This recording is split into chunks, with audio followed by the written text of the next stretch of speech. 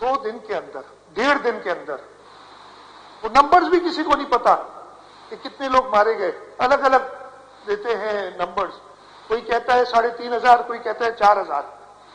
ان کو مار دیا گیا اسرائیلی ڈیفنس فورسز کے سامنے ان کے کھڑے ہوئے. پتہ نہیں کیوں ہم سب یہ بھول گئے جب ہم یہ باتیں اسرائیل کے لیے ابھی سوچتے ہیں. یہ ریسنٹ جو واقعات ہوئے، پہلی رمضان کو 13 اپریل کو مسجد الاقصی کے لاؤڈ سپیکرز ڈسکنیکٹ کر دیے کہ اذان نہ ہو سکے وہاں سے.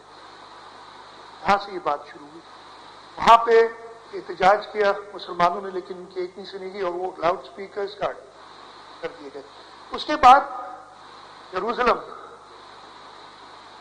وہاں پہ ایک جگہ ہے ڈماسکس گیٹ، وہاں پہ مسلمان، پوری دنیا میں ہوتا ہے مسلمان ڈسپائٹ کووڈ، ہم سب کو کہتے رہے کہ رمضان کا مہینہ ہے، ٹھیک ہے باتیں کریں لیکن تھوڑی سی آپ خیال کریں.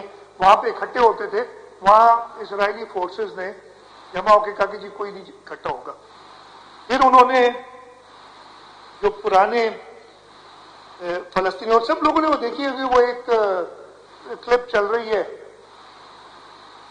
ایک شخص ایک فلسطینی خاتون کے گھر پہ قبضہ کر رہا ہے، اسے کہہ رہی ہے کہ تم میرے گھر پہ نہیں قبضہ کر سکتے. تو جواب دیتا ہے کہ میں نہیں کروں گا تو کوئی اور کر لے گا، تمہیں کیا اعتراض ہے، مجھے قبضہ کرنے دو.